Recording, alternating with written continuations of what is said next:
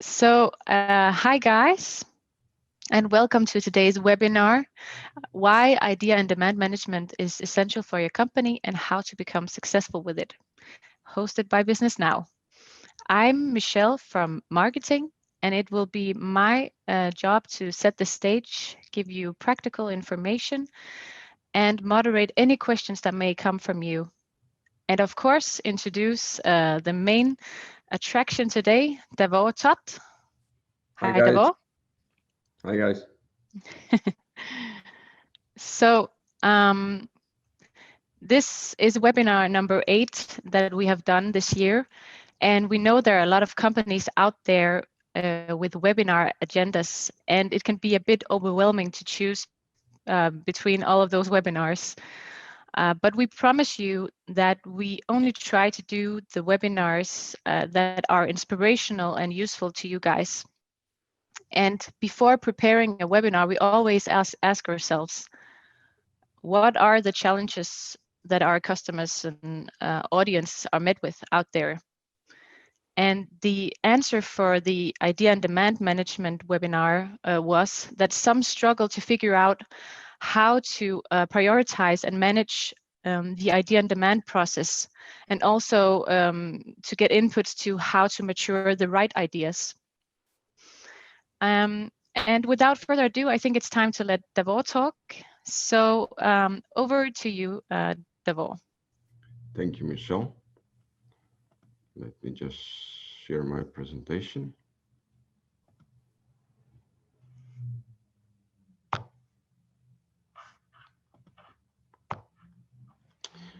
Well, hi guys. Yeah, like Michelle said, my name is Davor, and I've been consultant through whole my career. And throughout these 12 years, I've been a part of more than 40 customer projects in Scandinavia. And then, yeah, I'm an expert within project and portfolio management.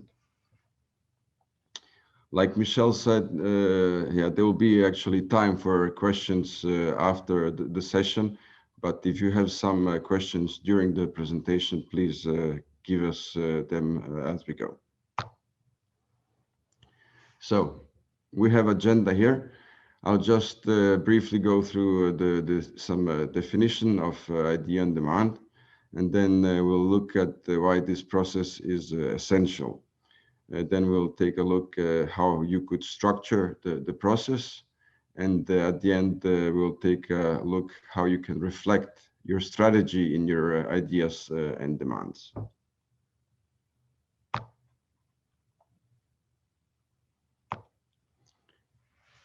Okay, just to make sure that we are on the same page here, I know some companies out there, they do not distinguish between idea and demand.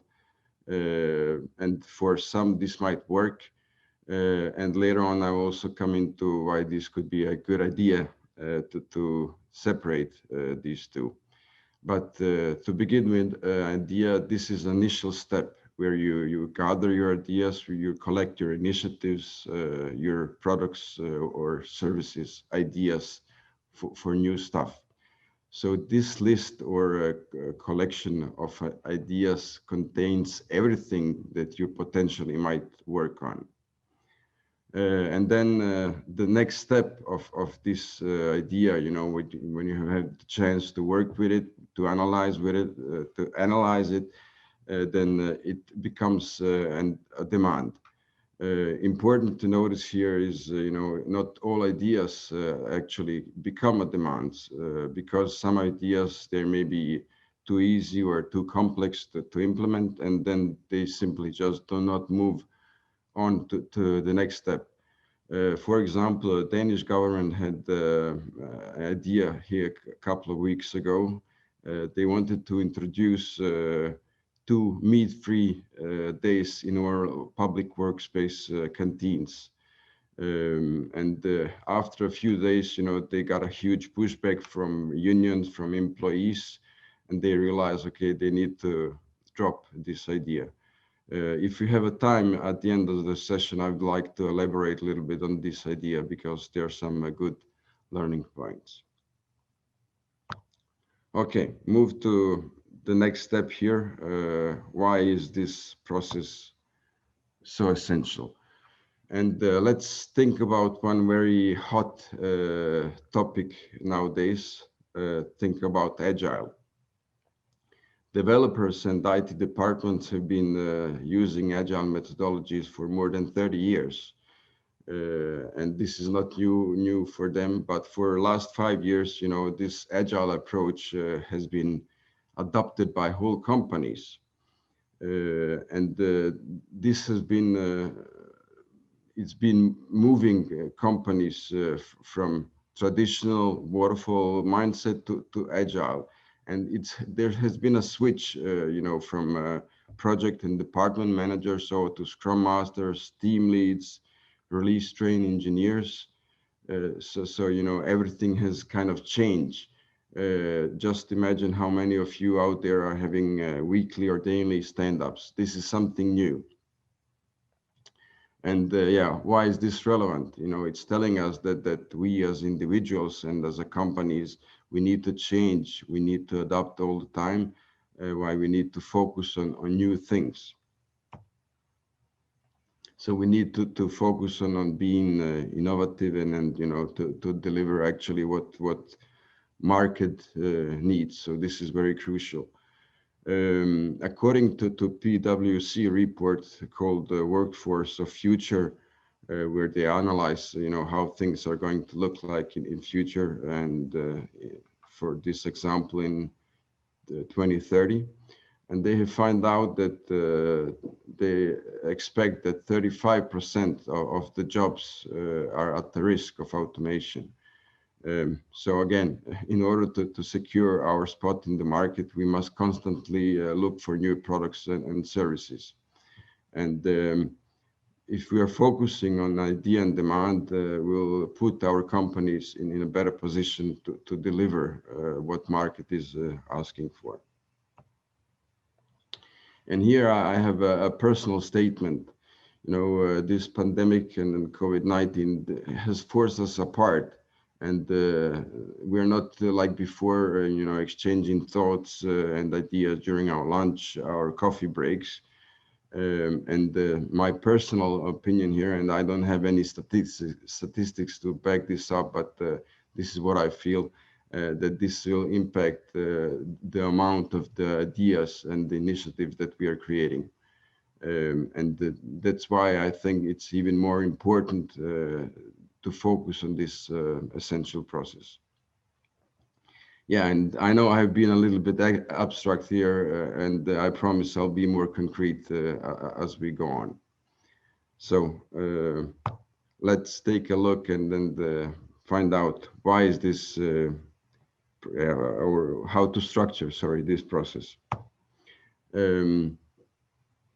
First of all, it's important to notice that idea generation, it's a creative process, and the creativity must not be hindered by heavy governance. So you want to encourage your employees, your account managers, your engagement managers, subject matter experts, people that are out in the field and know what's going on. You want them to get back to you from the field and generate new ideas for new products or services. If this does not happen, then some, or at least small ideas, they will just get forgotten because you don't have a clear process in place. So you don't have a process on how to capture, how to mature and manage them. So without the right process and the right communication, very few ideas will actually see the light of the day.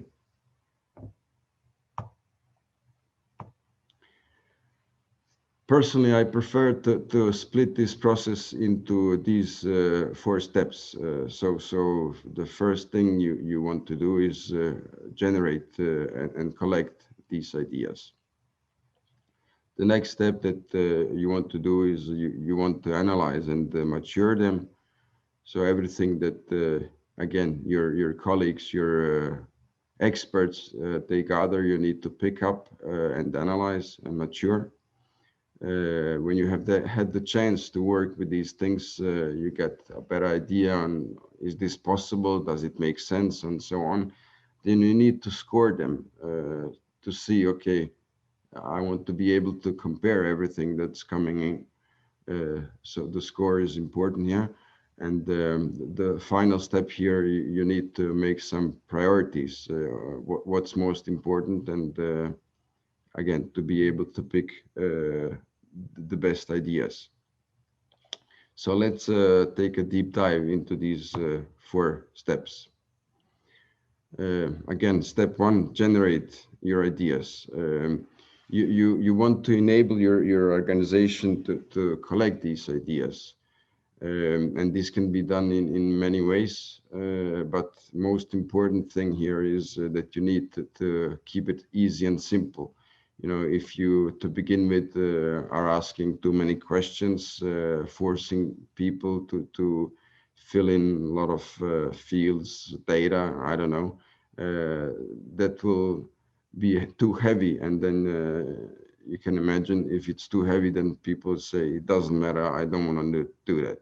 So focus on make it easy and simple. And besides the actually the to collect them, then your task is, you know, to motivate people to be innovative. So you need to find a way to open up and say, okay, this is important. We need you to come back to us and generate your ideas. And here a good starting point could be, you know, that you have some regular brainstorm session where the topic is to improve existing products or services. Then people can, you know, talk about how we can improve, what can we do better, and maybe, you know, next step, then you can talk about actually coming up with some new products or services.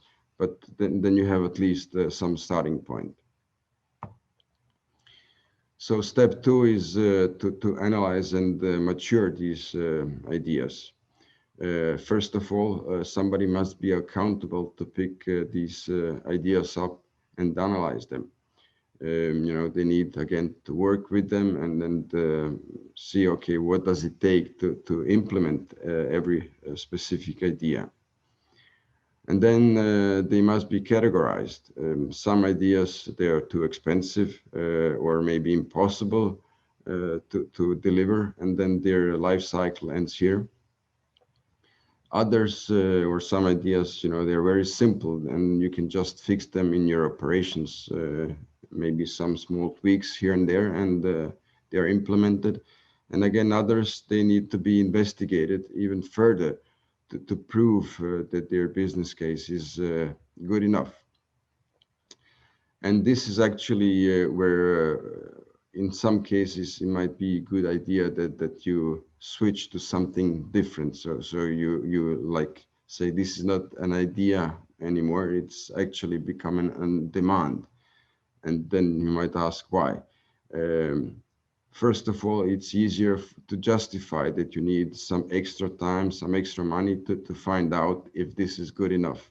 Second of all, it's good to indicate, you know, now we need to take another perspective at this idea and maybe look for more financial or risk point of view.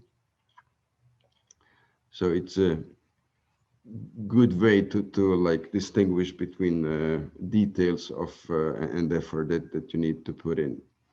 And one important thing to remember here, you know, it's very important to say you don't need to make a detailed project plan, even though you need to gather enough knowledge so you're able to compare the costs with benefits. So you need to know how much does it cost and how much do we get out of this when we are finished. But we don't need to spend too much time on maturing the idea. So step 3, scoring. Yeah, all ideas and demands that you have in your collection, they must be scored. And the scoring models, they can come in different shapes and size. You know, some are generic, others are very specific.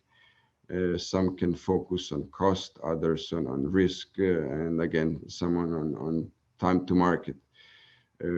What's very important here is that your scoring model must include strategy. And I will get back in the last part of the session why you need to link your ideas to a strategy. This is really important, but it starts actually here. When you score your ideas, you need to consider your strategy as well.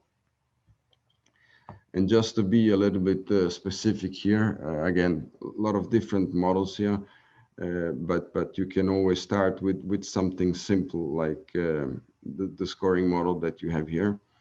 It's a simple model where you have 4 different areas that you want to score against. You have a strategic fit, complexity, market value, and low risk. And the total sum of these 4 areas is actually the value of your project or idea. So you just simply add different values. And in this simple model here, you can see that project 1, yeah, I haven't been so creative with the names, sorry about that. But project 1 has a total score of 9, and idea 1 has a total score of 10, which means that idea has a higher score and is better, so to say, than project 1. And another example here, a little bit more complex, but we still have the same 4 categories. But what we do here is we put some weight in. So by doing this, you can say, okay, we got 4 areas, but they're not as important. They don't have the same importance. So in this example here, we have chosen to focus much more on strategic fit. So this is 50%. And even though we are using same 4 areas, the score is same. You can see now actually the project 1 has a higher total score than idea. And this is simply because project 1 has a better strategic fit than idea 1. Again, just to have something to start with. Next step 4, prioritize. After you have generated your ideas, you have done analysis and you have scored them, then you must prioritize. Every single initiative that is ready for execution must be prioritized. And actually, the tricky part in the prioritization is that you must do it between everything that you have in pipeline, so everything that is ready and everything that is already being executed. And you know, designing efficient scoring model is hard, but doing prioritization, it's extremely difficult, because actually what you have to do here is you need to find out when, for example, one idea is so good that you need to stop one or more running initiative to be able to execute something in the pipeline. And this is extremely difficult because, you know, you need to consider sunk cost, lost benefits, and the other tough topics. And this is not hard. This is not easy, it's very hard. But you know, if you want to make sure that you spend your time and money on the most promising ideas, then you need to go through this.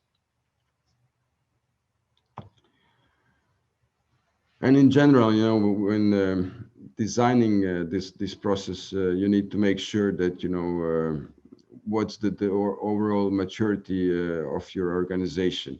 And if your organization is not mature for a full-blown process, then you need to know, I need to start very simple, because otherwise the process will not work.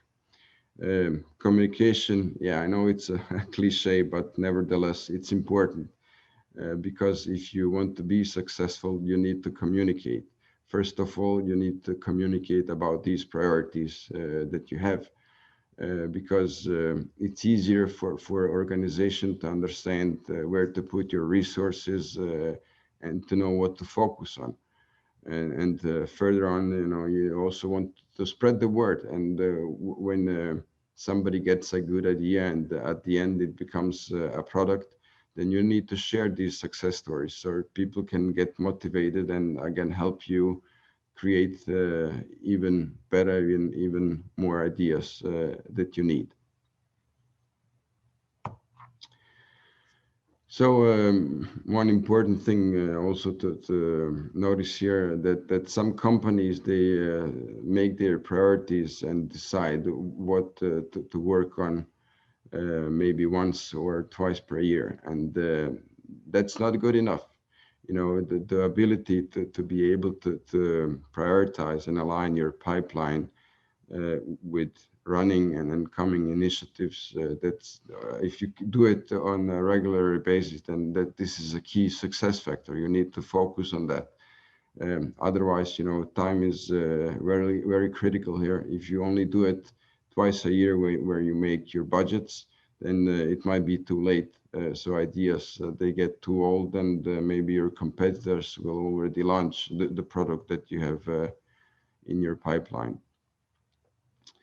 And another thing here also to mention, you might be perfect in your project execution or perfect in delivering what you're starting with. But if you're working on wrong things, then it's not wise. You're not doing the right things, and you're simply delivering good, but you're delivering wrong thing. So it's important to make these priorities. Davor, we have a question that came in. It says, where in the organization would you put the ownership of the idea and demand process? Okay, yeah. Well, yeah, as a consultants, we usually start with the same. It depends. But the ownership, let's say you have a traditional organization, it will probably make sense to put the ownership of the process within project and portfolio management, because they're already doing prioritization, they're running projects, so it makes sense. And on the other hand, if you look maybe in some agile organization, this should be part of your sprints. So it should be in your sprint planning. For example, if you're running safe, in safe, the last sprint in every program increment is called innovation and planning. So here is actually time for these activities to be innovative and to create new ideas. Okay, I hope that was an answer to the question, or else you can write again. Yeah. Okay, thank you. Okay, so what does it take to be successful with idea and demand management? Yeah, first of all, you need to have stable flow of new ideas. And then you need to be able and you need to allocate resources to mature and analyze ideas. Then you need to have a robust scoring model that is again aligned with your strategy. And you need to be able to prioritize between pipeline and running initiatives on a regular basis. Yeah, I will cover importance of these 4 points by coming into some common mistakes that we see out there. Lack of new ideas. Yeah, if your organization is not constantly generating new ideas, then there's probably something wrong with your process. And you need to find out, how can I motivate and inspire my colleagues to be more innovative? Again, maybe do more with these brainstorm session and things like that can motivate and then set things in better process and make sure that they're going on all the time. Next thing here, lack of resources. Again, you need to assign resources somebody needs to have the time to analyze and mature your ideas. And yeah, if this is not the case, then most of your ideas will not see the daylight. And also, if people begin to generate ideas and they see, okay, nothing is going on, then you need to yeah, find a way to make some progress. Otherwise, people will not generate new ideas. Many organizations are afraid to cancel running initiatives, even though they can see that something in the pipeline has a better return on investment. And this is also a hard thing. You know, you need to stop maybe a project that has been running for 1 year. It can be hard, but in here you need to trust the process. You need to leave the feelings outside and say, okay, I know this is a hard thing. We will need to stop this. We have been focusing so much on it, but it doesn't make sense because there is something else that can give us better results, better product, or yeah, we can earn more money. So you need to trust the process and yeah, leave the feelings out. And then, you know, something so simple like having 2 priority 1 initiatives. This is simply a no-go.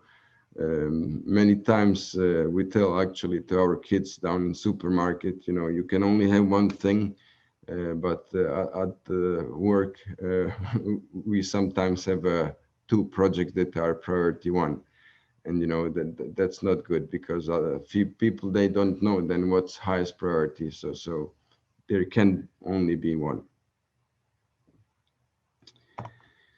Okay, having said that, let's move on to the last section here is how to reflect strategy in your ideas. And yeah, first question, yeah, is it at all important to link ideas and demands to strategy?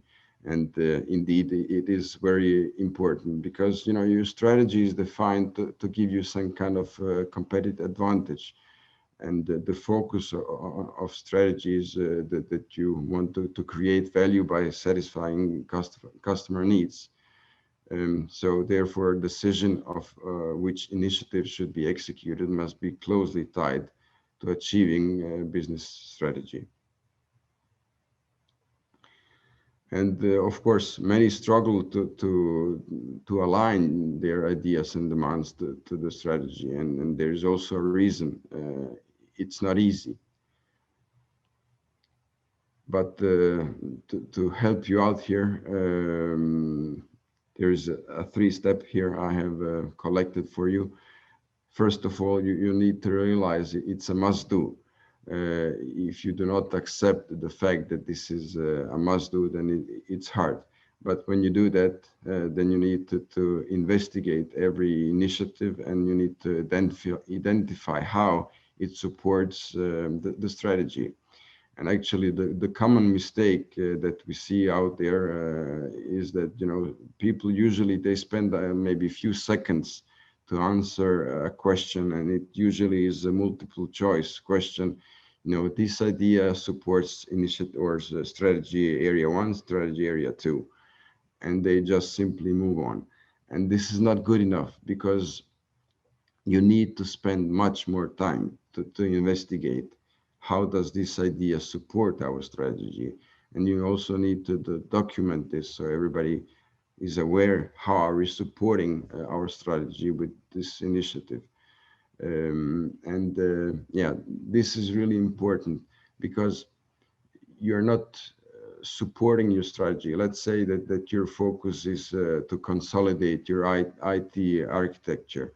So if there is an idea in the pipeline saying we need to buy a new system, then you probably need to investigate it. Is this really a must do? Because otherwise we are doing things against our strategy. And then the last step here, you need to incorporate strategy support into your scoring model, because by doing so, it's easier for you to score your ideas and projects and make sure that they're in line with your strategy. Yeah, and I think, if you have these three steps in your idea and demand process, then it will help you execute most valuable initiatives that are in line with your strategy. So that's everything that I have for you. Now to questions and answers. Yes. Yeah, we just got a question that says, how do you communicate current idea demand status back to the requester through the evaluation, scoring, implementation phase? Especially the rejection cancellation communication is a challenge if you need to keep requesters motivated to send in new ideas onwards. It's a long question. You just Yeah, say if I need can you to. put them in two or three? Yeah, let's divide it. Okay, so the first part: how do you communicate current idea and demand status back to the requester through the evaluation, scoring, implementation phase? Yeah, I mean, definitely you need to have some tool support here because it is important. And again, it's important so people can always track the status. Also, they need to be motivated to continue their work. So if you're not communicating back to them what's the status or, signal, we have received your idea, we are doing something with it. So you need to have some kind of support where everybody can go in and track. It can be by a tool, maybe ServiceNow. uh, but the important thing is that yeah, tool is not important, the process is. So you need to have some kind of platform where people can collaborate. And the last part of the question says, especially the rejection and cancellation communication is a challenge if you need to keep requesters motivated to send in new ideas onwards. So what's your comment on that? Exactly. And then here you again, if let's say it's something that's against our strategy, then it's easier for you to get back to them, okay, and say, you want to buy a new system that's against our strategy. Let's find out if we have some systems already that can support you. So you need to explain, and also if you're working enough with your ideas, then you have analyzed them, and there is your process supports that your decisions are justified. Mm. So by that you have a proof and an answer why this is being cancelled, and why this is not a good idea. Mm. Thank you. So there's actually a couple of more questions. For some initiatives, it's not possible to link them to the strategy, or what do you say about that? Yeah, definitely. Of course, in an ideal world, you will map everything to your strategy, and you will only do things that are supporting your strategy. But yeah, Mm. one thing is ideal world, and reality is something else. There will always be some laws, regulations that you need to fix. For example, GDPR. I'm quite sure that most companies nowadays they're GDPR compliant, but when you look at their strategy, there probably isn't anything about GDPR or Mm. something that looks like that. So of course, these initiatives won't be linked to the strategy. Actually, you call these initiatives non-strategic initiatives. Mm. So this is sort of the same area. You did not. You said a little bit about tool support in the earlier question, but do you find it important to have the tool support? Definitely. I mean, good data quality will make your decision easier because you have proof, you have everything. But it's important to notice the process is step one. It's the most important thing that you need to focus on, because tool is important, but if your process is not good, then it will not get better Mm. if you implement the system. And I've seen a lot of examples out there where companies think, we have an issues, we'll buy a system, and that will solve all our problems. That's not the case. Mm. Process is always most important. Yeah. I don't see any. Oh, wait a minute. Just one. question more.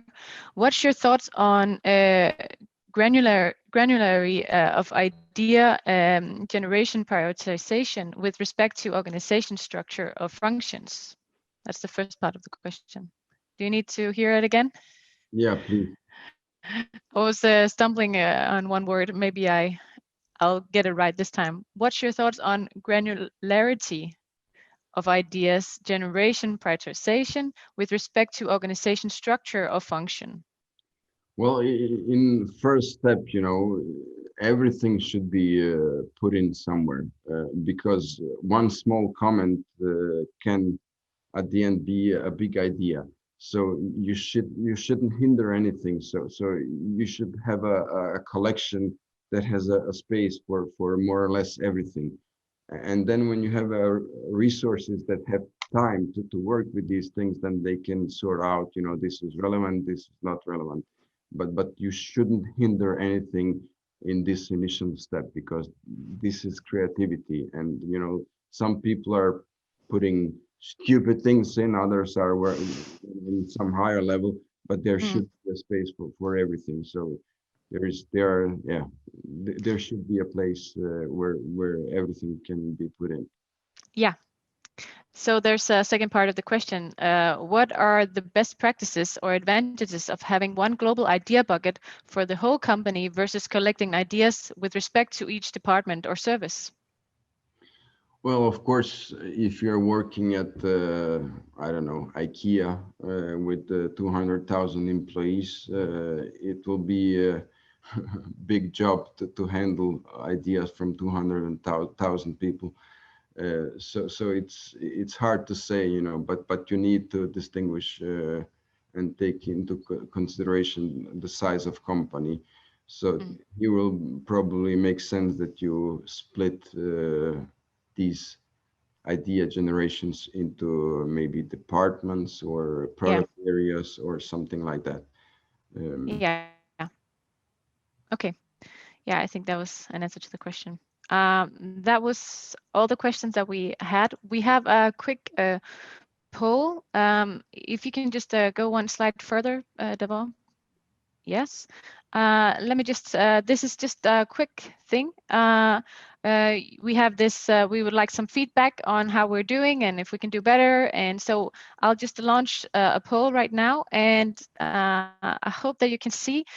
You'll just have to choose from on a scale from 1 to 5, and which level you think it is. 1 is not great, 5 is really great, and just put in your votes, please, and then we can know how to do better. And we are also approaching the finish line now. It's about 9:40 right now, and I'll just quickly sum up and say, first of all, thank you to Davor. And I would also like to say thank you for participating in this webinar. We're so excited that so many of you are joining in to listen to what we have to say. And we will, as I said earlier, you will get an email tomorrow with the recording of this webinar. And there will also be a YouTube recording later this week that will be available. And I think that was all. Did I forget anything, Davor? No, No, I think that was it. And we can still almost stay within the 9:40 mark. So yeah, that was today's webinar, people. We're excited for next month's webinar.